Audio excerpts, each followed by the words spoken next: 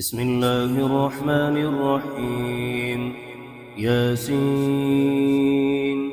والقرآن الحكيم إنك لمن المرسلين على صراط مستقيم تنزيل العزيز الرحيم لتنذر قوما ما أنذر آباؤهم فهم غافلون لقد حق القول على أكثرهم فهم لا يؤمنون إنا جعلنا في أعناقهم أغلالا فهي إلى الأذقان فهم مقمحون وجعلنا من بين أيديهم سدا ومن خلفهم سدا فأغشيناهم فهم لا يبصرون وسواء عليهم أأنذرتهم أم لم تنذرهم لا يؤمنون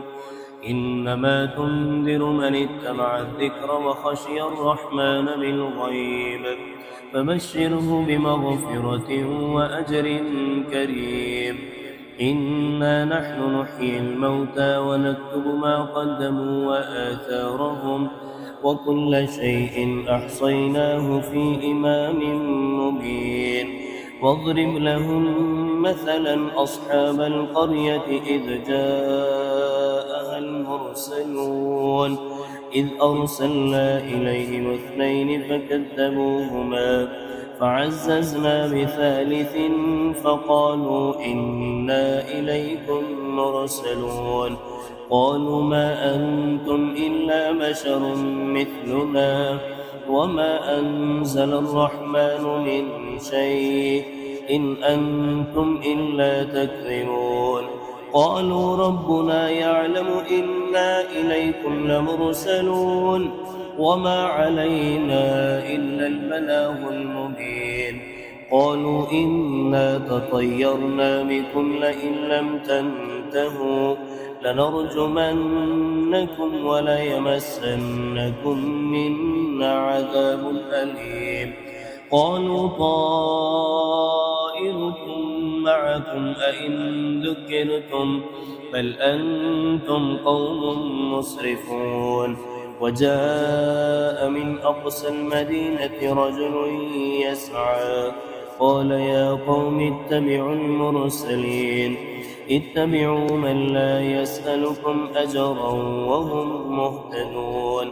وما لي لا أعبد الذي فطرني وإليه ترجعون أأتخذ من دونه آلهة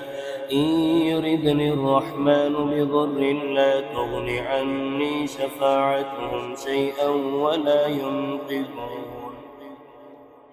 شفاعتهم شيئا ولا ينقذون إني إذا لفي ضلال مبين إني آمنت بربكم فاسمعون قيل ادخل الجنة قال يا ليت قومي يعلمون بما غفر لي ربي وجعلني من المكرمين وما أنزلنا على قومه من بعده من جند من السماء وما كنا منزلين إن كانت إلا صيحة واحدة فإذا هم خامدون يا حسرة على العباد ما يأتيهم من رسول إلا كانوا به يستهزئون ألم يروا كم أهلكنا قبلهم من القرون أنهم إليهم لا يرجعون وإن كل لما جميع لدينا محضرون وآية لهم الأرض الميتة أحييناها وأخرجنا منها حبا فمنه يأكلون وجعلنا فيها جنات من نخيل وأعناب وفجرنا فيها من العيون ليأكلوا من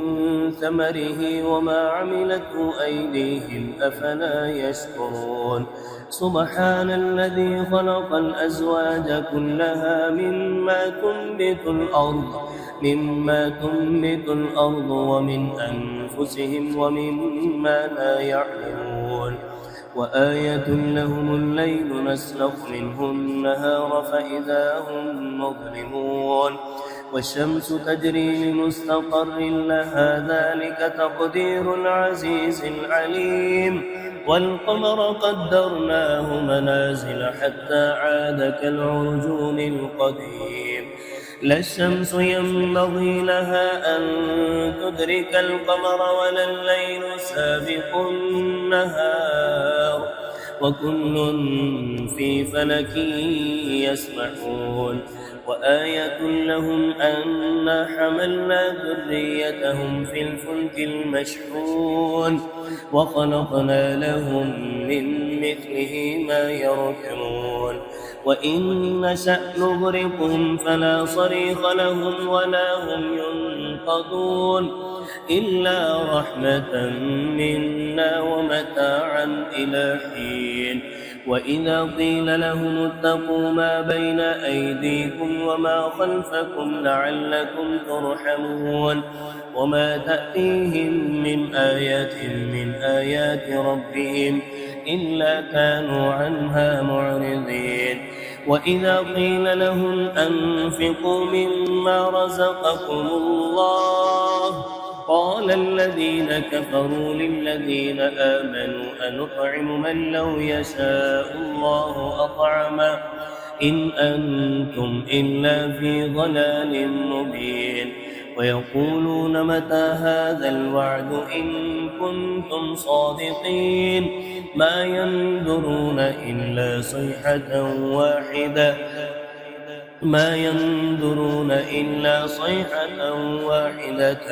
تأخذهم وهم يخصمون فلا يستطيعون توصية ولا إلى أهلهم يرجعون ونفخ بالسور فإذا هم من الأجداث إلى ربهم ينسلون قالوا يا ويلنا من بعثنا من مرقدنا هذا ما وعد الرحمن وصدق المرسلون إن كانت إلا صيحة واحدة فإذا هم جميع لدينا محضرون إن كانت إلا صيحة واحدة فإذا هم جميع لدينا محضرون فاليوم لا تظلم نفس شيئا ولا تجزون إلا ما كنتم تعملون إن أصحاب الجنة اليوم في شغل فاكهون هم وأزواجهم في ظلال على الأرائك متكئون لهم فيها فاكهة ولهم ما يدعون سلام قولا من رب رحيم وامتازوا اليوم أيها المجرمون ألم أعهد إليكم يا بني آدم ألا تعبدوا الشيطان ألم أعهد إليكم يا بني آدم ألا تعبدوا الشيطان إنه لكم عدو مبين وأن اعبدوني هذا صراط مستقيم ولقد أضل منكم جبلا كثيرا أفلم تكونوا تعقلون هذه جهنم التي كنتم توعدون اصلوها اليوم بما كنتم تكفرون اليوم نختم على أفواههم وتكلمنا أيديهم وتشهد أرجلهم بما كانوا يكسبون ولو نشاء لطمسنا على أعينهم فاستبقوا الصراط فأنى يبصرون ولو نشاء لمسخناهم على مكانتهم فما استطاعوا مضيا ولا يرجعون ومن نعمره ننكسه في الخلق أفلا يعقلون وما علمناه الشعر وما ينبغي له إن هو إلا ذكر وقرآن مبين لينذر من كان حيا ويحق القول على الكافرين أولم يروا أنا خلقنا لهم مما عملت أيدينا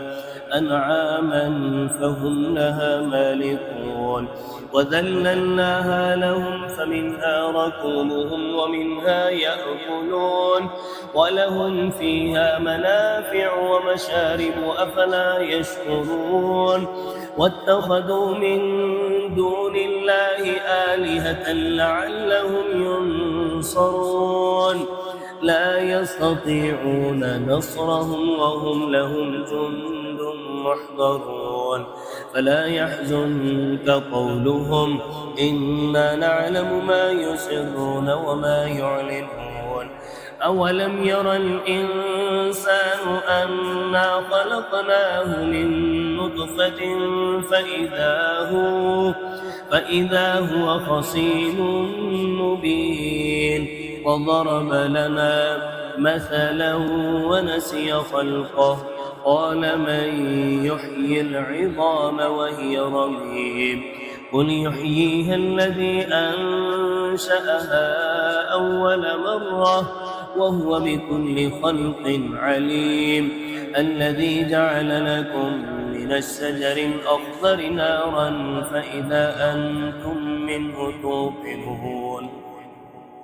فإذا أنتم منه توقنون أوليس الذي خلق السماوات والأرض بقادر على أن يخلق مثلهم بلى وهو الخلاق العليم إنما أمره إذا أراد شيئا أن يقول له كن فيكون فسبحان الذي بيده ملكوت كل شيء وإليه ترجعون.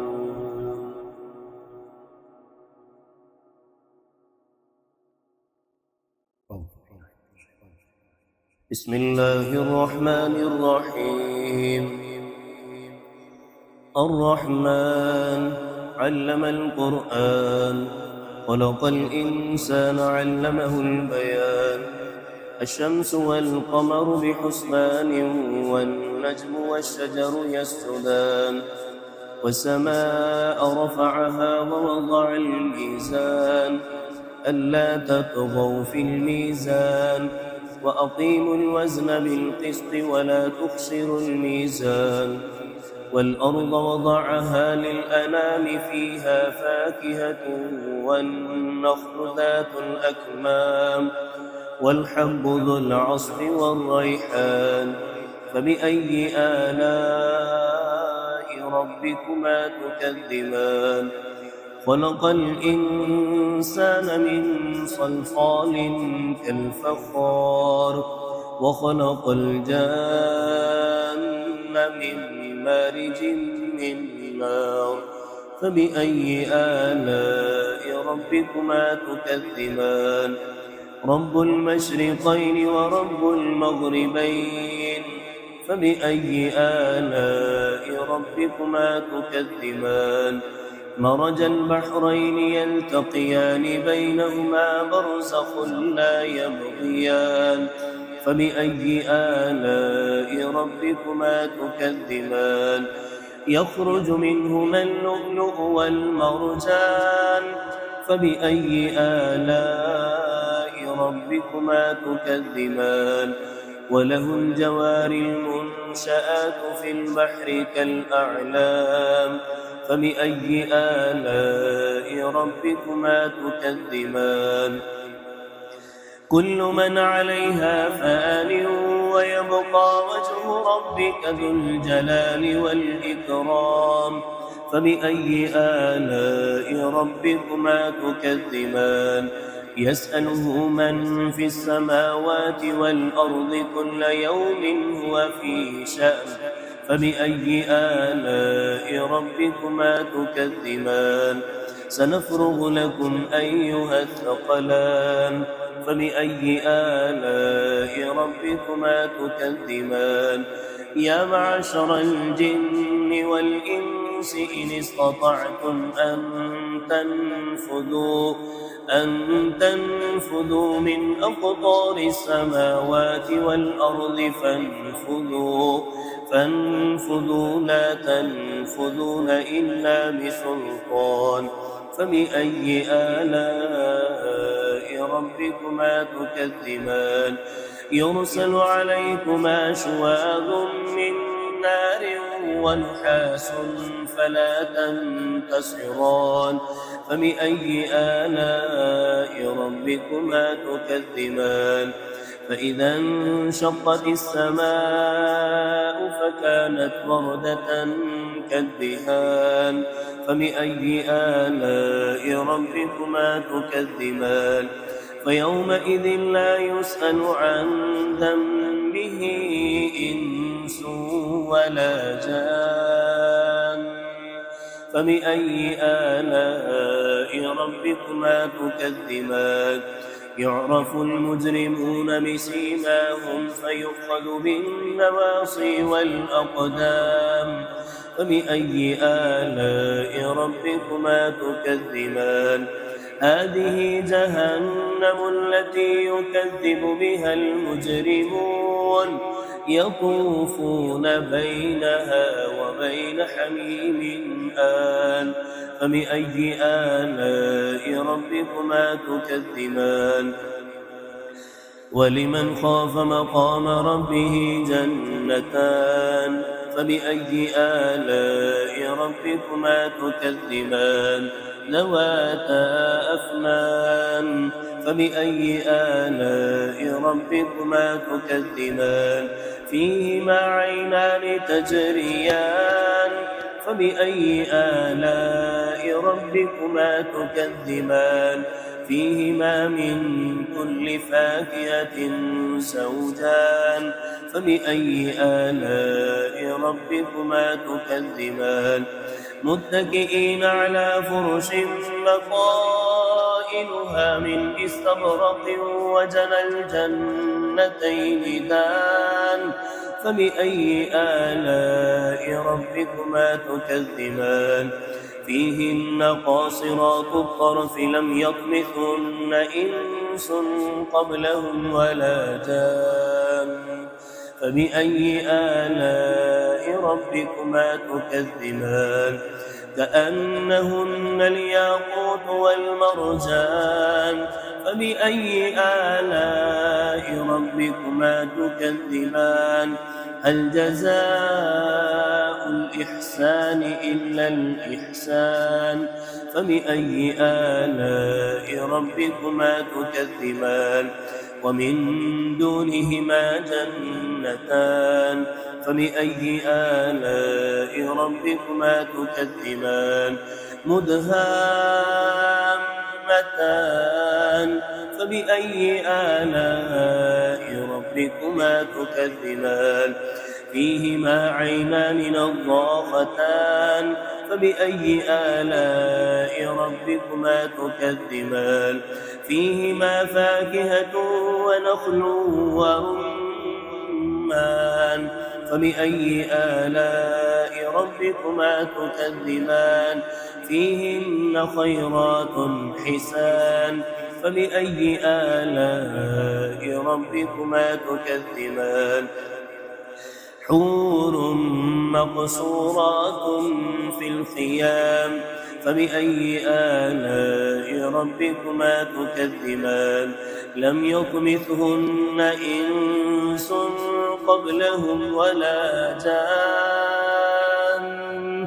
فبأي آلاء ربكما تكذبان متكئين على رفرف خضر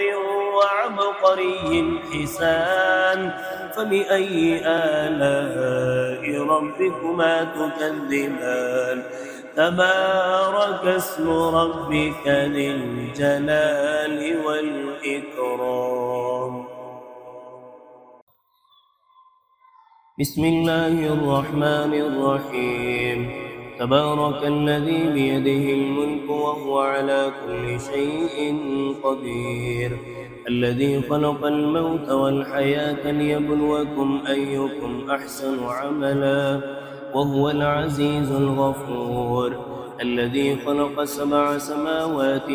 طباقا ما ترى في خلق الرحمن من تفاوت فارجع البصر هل ترى من فطور ثم ارجع البصر كرتين ينقلب إليك البصر خاسئا وهو حسير ولقد زينا السماء الدنيا بمصابيح وجعلناها رجوما للشياطين وأعتدنا لهم عذاب السعير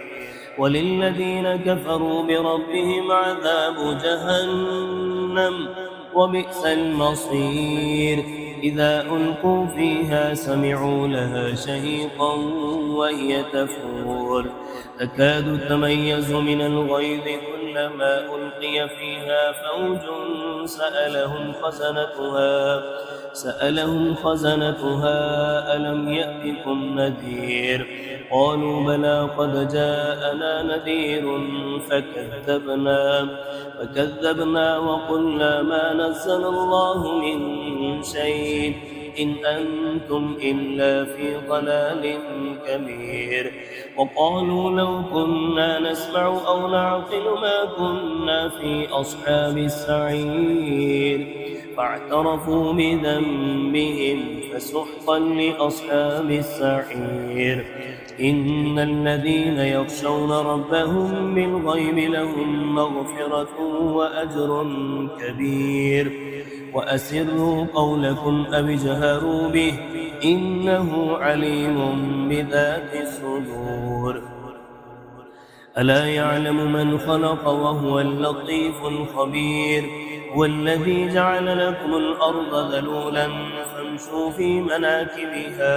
فامشوا في مناكبها وكلوا من رزقه وإليه النشور أأمنتم من في السماء أن يخسف بكم الأرض فإذا هي تمور أم أمنتم من في السماء أن يرسل عليكم حاصبا فستعلمون كيف نذير ولقد كذب الذين من قبلهم فكيف كان نكير أولم يروا إلى الطير فوقهم صافات ويقبض ما يمسكهن إلا الرحمن إنه بكل شيء بصير أمن هذا الذي هو جند لكم ينصركم من دون الرحمن إن الكافرون إلا في غرور أمن هذا الذي يرزقكم إن أمسك رزقه بل لجوا في عتو ونفور أفمن يمشي مكبا على وجهه أهدى أمن يمشي سويا على صراط مستقيم قل هو الذي أنشأكم وجعل لكم السمع والأبصار والأفئدة قليلا ما تشكرون قل هو الذي ذرأكم في الأرض وإليه تحشرون ويقولون متى هذا الوعد إن كنتم صادقين قل إنما العلم عند الله وإنما أنا نذير مبين فلما رأوه زلفة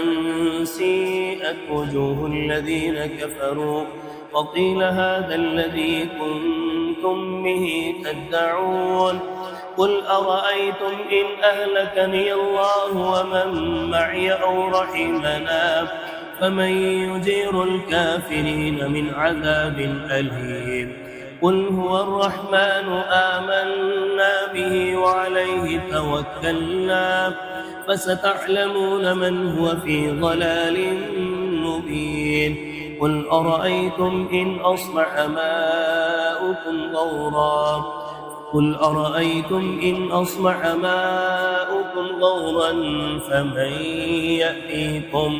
فمن يأتيكم بماء